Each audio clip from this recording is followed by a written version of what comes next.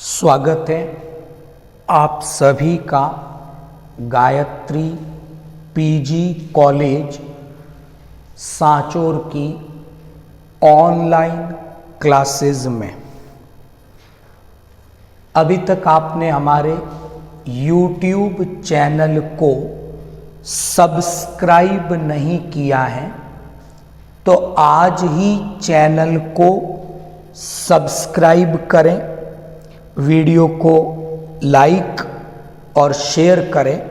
आपकी जो भी क्यूरीज हैं कमेंट बॉक्स में ज़रूर लिखें।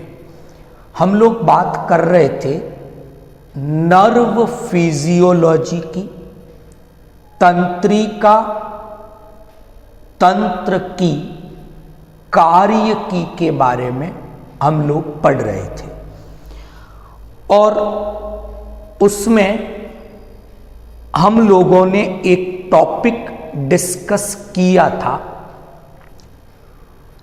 Impulse transmission with in A neuron by electrical method.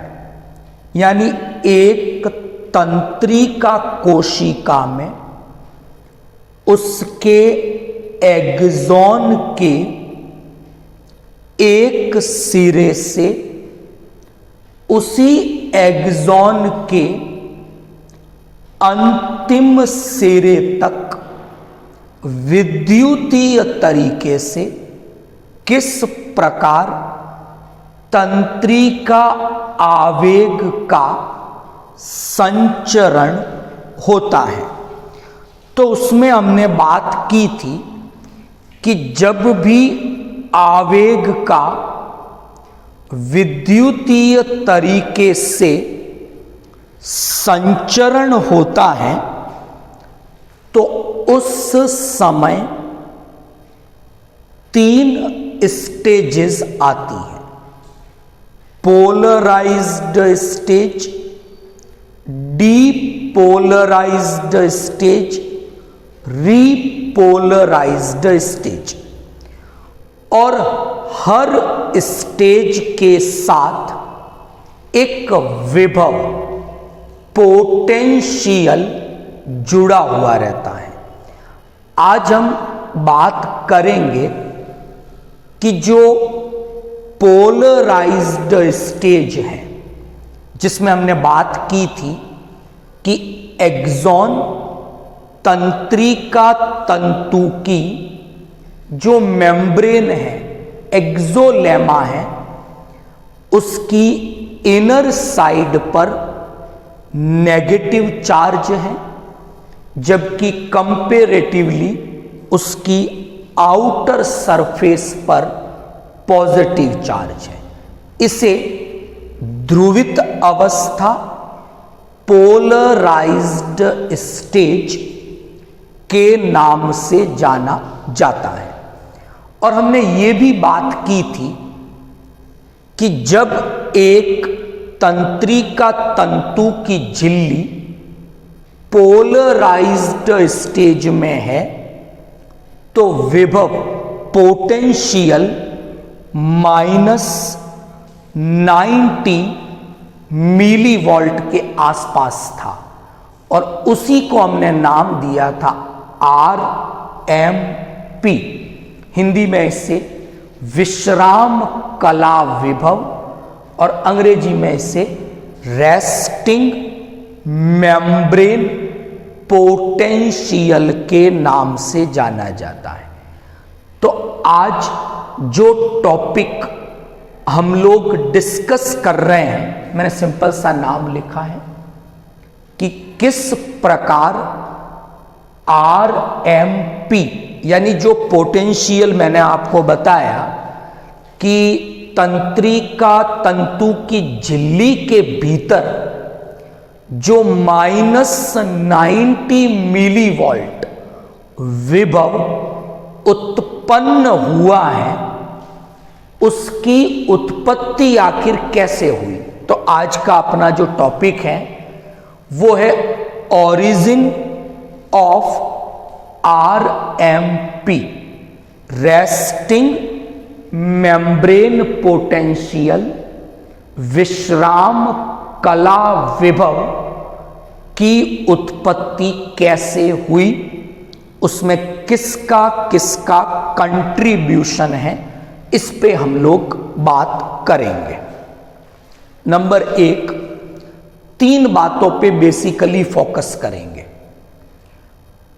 पहला कंट्रीब्यूशन, योगदान हम देखेंगे पोटेशियम आयन का या पोटेशियम आयन के जो लीक चैनल हैं उनका इस आरएमपी में क्या योगदान है। नंबर 2 पे हम डिस्कस करेंगे कि इस आरएमपी में सोडियम आयन का या उसके जो लीक चैनल हैं उनका क्या कंट्रीब्यूशन है। और फाइनली हम बात करेंगे आरएमपी में सोडियम पोटेशियम जो एटीपीएज पंप है वो क्या कंट्रीब्यूशन देता है।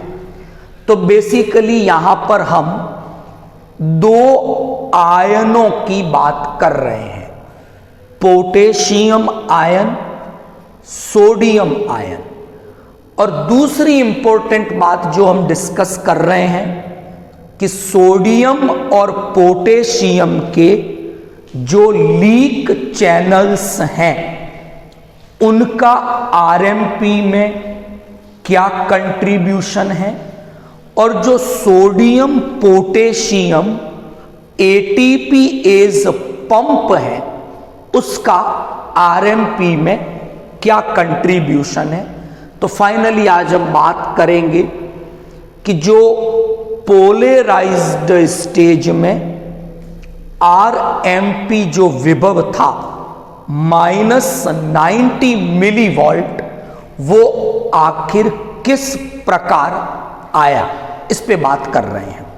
तो शुरू करते हैं पहले पोटेशियम आयन के डिफ्यूजन पोटेंशियल की। चलो एक बात करते हैं, ये एक तंत्रिका तंतु को हमने यहां पर उसके एक भाग को प्रदर्शित किया है। ये इसकी एक्सोलेमा है, ये इसकी आउटर सरफेस, ये इसकी इनर साइड। तो आउटसाइड इनसाइड आयनों का अरेंजमेंट हम देख रहे हैं। पहले मैं बात कर रहा हूं पोटेशियम आयन के वितरण की, डिस्ट्रीब्यूशन की। और क्या देखते हैं हम कि एक्सॉन की जो ये मेम्ब्रेन है, एक्सोलेमा जो है, इसमें हम देखते हैं कि पोटेशियम आयन अंदर की ओर अगर 35 है तो बाहर केवल 1 है, यानी पोटेशियम आयन का वितरण झिल्ली के भीतर और बाहर की ओर 35 और 1 के रेशियो में है। यानी बाहर पोटेशियम आयन कम है, अंदर की ओर पोटेशियम आयन ज्यादा है। तो क्या होगा ऐसी कंडीशन में, इस लीक चैनल से होकर पोटेशियम आयन बाहर जाएंगे। कब तक जाएंगे कि जब तक दोनों ओर पोटेशियम आयन इक्वल अमाउंट में ना हो जाए, दोनों ओर समान ना हो जाए। तो ये जो पोटेशियम आयन बाहर जा रहे हैं ये कितना पोटेंशियल जनरेट करेंगे, इसे हम कैलकुलेट करते हैं नस्ट इक्वेशन से। क्या कहती है नस्ट इक्वेशन?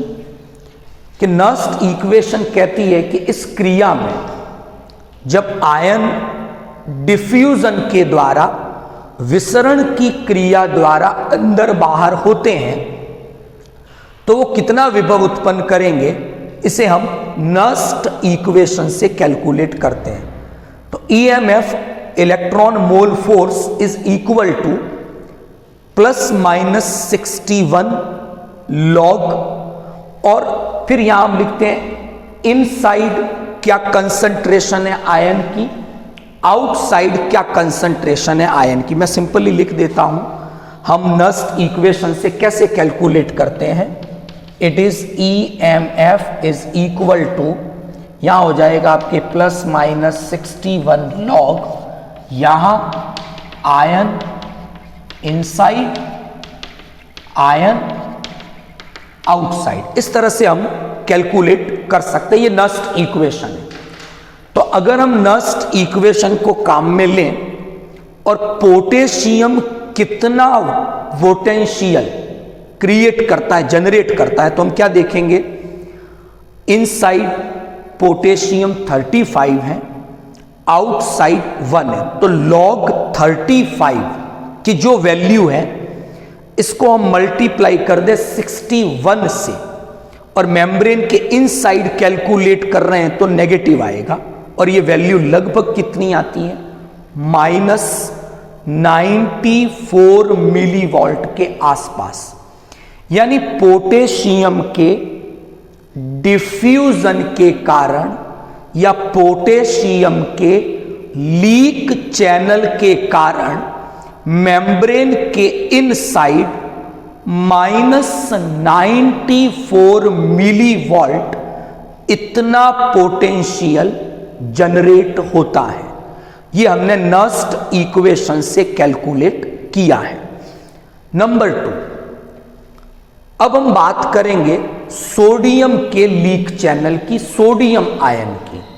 वही मैंने एक्सॉन तंत्रिका तंतु के एक हिस्से को ड्रॉ किया। क्या देख रहे हैं यहां पर, अगर बाहर आउटसाइड में सोडियम के आयन अगर 1 है तो अंदर 0.1 है, यानी बाहर अगर 10 सोडियम आयन है तो अंदर केवल 1 है। यह अनुपात है इसका मतलब सोडियम आयन बाहर से अंदर की ओर एंटर करेंगे। Is that clear?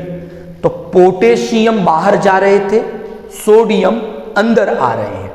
जब ये अंदर आएंगे तो ये अंदर कितना पोटेंशियल जनरेट करेंगे, अंदर आ रहे हैं पॉजिटिव आयन मतलब प्लस में जनरेट करेंगे। हम इस नस्ट इक्वेशन से कैलकुलेट कर सकते हैं कि सोडियम आयन की एंट्री के कारण, इस डिफ्यूजन के कारण मेम्ब्रेन के भीतर कितना पोटेंशियल उत्पन्न होगा। तो इनसाइड 0.1, आउटसाइड 1। तो यहां पर हम देखते हैं कि ये वैल्यू लगभग आपके 61 के आसपास आती है। 61 के आसपास ये वैल्यू आपके आएगी। तो यहां पर सोडियम का जो कंट्रीब्यूशन है वो हुआ आपके 61, जो हमने यहां पर मेंशन किया है। तो नस्ट इक्वेशन से हमने कैलकुलेट किया कि पोटेशियम आयन जब लीक चैनल के द्वारा बाहर जाएंगे एक्सॉन से तो कितना पोटेंशियल जनरेट करेंगे, और जब एक्सॉन के भीतर सोडियम आयन की एंट्री होगी लीक चैनल से तो वो कितना पोटेंशियल जनरेट करेंगे यहां पर। तो ये नस्ट इक्वेशन से कैलकुलेट किया। लेकिन यहां एक कमी है कि जो नस्ट इक्वेशन है, आप फिजिकल केमिस्ट्री में पढ़ोगे कि नस्ट इक्वेशन से जब भी हम ये पोटेंशियल कैलकुलेट करते हैं तो ऐसा मानते हैं कि मेम्ब्रेन उस समय केवल एक ही आयन के लिए परमिएबल है। यानी जब आप पोटेशियम की बात करोगे तो सोडियम के डिफ्यूजन को 0 मानोगे, और जब आप सोडियम की बात करोगे तो पोटेशियम के एक्सचेंज को, ट्रांसपोर्ट को 0 मानोगे। जबकि ऐसा तो होता नहीं है। झिल्ली एक ही समय में कई प्रकार के आयनों के लिए पारगम्य होती है। तो यहां पर जो पोटेंशियल हम नर्स्ट इक्वेशन से कैलकुलेट करते हैं वो तो एक समय में केवल एक आयन के लिए है, लेकिन झिल्ली तो ऐसी नहीं है, एक ही समय में कई आयनों के लिए परमिएबल है। तो हम गोल्डमैन इक्वेशन काम में लेते हैं, उसकी सहायता से एक ही समय में हम कई आयनों के लिए और उनका जो कलेक्टिव सबका साथ में क्या पोटेंशियल आएगा वो कैलकुलेट कर सकते हैं। तो जब गोल्डमैन इक्वेशन से कैलकुलेशन की जाती है तो हम क्या देखते हैं कि जो तंत्रिका तंतु है उसकी जो झिल्ली है उसके इनसाइड -86 मिलीवोल्ट ये पोटेंशियल आता है, जो हम देखते हैं किसके निकट है, पोटेशियम के निकट है, सोडियम के निकट वो नहीं है। और ऐसा मानते भी हैं कि एक्सॉन की जो मेम्ब्रेन है वो पोटेशियम के लिए ज्यादा परमिएबल है कंपेरिजन टू सोडियम। तो सोडियम और पोटेशियम लीक चैनल मिलकर जो विभव, जो पोटेंशियल प्रोड्यूस करते हैं वो -86 मिलीवोल्ट इनसाइड है और उसे गोल्डमैन इक्वेशन की हेल्प से कैलकुलेट किया जा सकता है। अब जब बार बार पोटेशियम बाहर जा रहे हैं, सोडियम अंदर आ रहे हैं, तो बैलेंस बनाए रखने के लिए झिल्ली सोडियम पोटेशियम पंप काम में लेगी, यानी पोटेशियम को बाहर से अंदर लाएगी ताकि अंदर कमी नहीं हो जाए पोटेशियम की, और बदले में सोडियम को बाहर भेजेगी ताकि बैलेंस बना रहे। लेकिन ये पंप क्या करता है कि 3 सोडियम अगर बाहर भेजेगा तो 2 पोटेशियम अंदर लाएगा, यानी 3 सोडियम आयन सांद्रता के विपरीत बाहर जाएंगे, क्योंकि अंदर तो ऑलरेडी कम है, तो कम से अधिक की ओर गए, इट मीन्स एनर्जी का उपयोग करेंगे। एक्टिव ट्रांसपोर्ट है, फर्स्ट ईयर में पढ़ा होगा आप लोगों ने। तो ये पंप क्या करता है, 3 सोडियम आयन को बाहर भेजेगा, बदले में 2 पोटेशियम आयन को अंदर लाएगा। तो हम क्या देखेंगे कि इस प्रक्रिया द्वारा भी नेट एक पॉजिटिव चार्ज की अंदर से बाहर हानि हो रही है, क्योंकि अंदर 2 ही पोटेशियम आ रहे हैं, 3 सोडियम बाहर जा रहे हैं। तो एक पॉजिटिव चार्ज का लॉस इस प्रोसेस के द्वारा हो रहा है। और हम देखते हैं कि सोडियम पोटेशियम पंप जब कंटिन्यूली ऑपरेट होगा तो ये इस प्रोसेस में आरएमपी में -4 मिलीवोल्ट का कंट्रीब्यूशन देगा। तो -86 का कंट्रीब्यूशन तो इन दोनों ने दिया जो गोल्डमैन इक्वेशन से कैलकुलेट हुआ, और -4 मिलीवोल्ट का contribution sodium potassium ATPase pump ने दिया। तो -86 -4 ये वैल्यू आती है -90 मिलीवोल्ट। तो एक एक्सॉन जब विश्राम अवस्था में है, पोलराइज्ड स्टेज में है, तो जो विभव मेम्ब्रेन के इनसाइड है वो आरएमपी है, विश्राम कला विभव, रेस्टिंग मेम्ब्रेन पोटेंशियल, और उसकी वैल्यू -90 मिलीवोल्ट आई। वो किस प्रकार आई, आज ये समझने की कोशिश हमने की। कल हम बात करेंगे एएमपी के बारे में कि जब डीपोलराइज्ड स्टेज आएगी, आयनों की व्यवस्था उल्टी हो जाएगी, एक नया पोटेंशियल आएगा +65 millivolt AMP, action membrane potential, जिसे हिंदी में सक्रिय कला विभव के नाम से जाना जाता है। वो वैल्यू कैसे आएगी, किसका कंट्रीब्यूशन है, ये कल हम लोग बात करेंगे। आई होप आज का लेक्चर आपको समझ में आ गया होगा। Thank you all of you.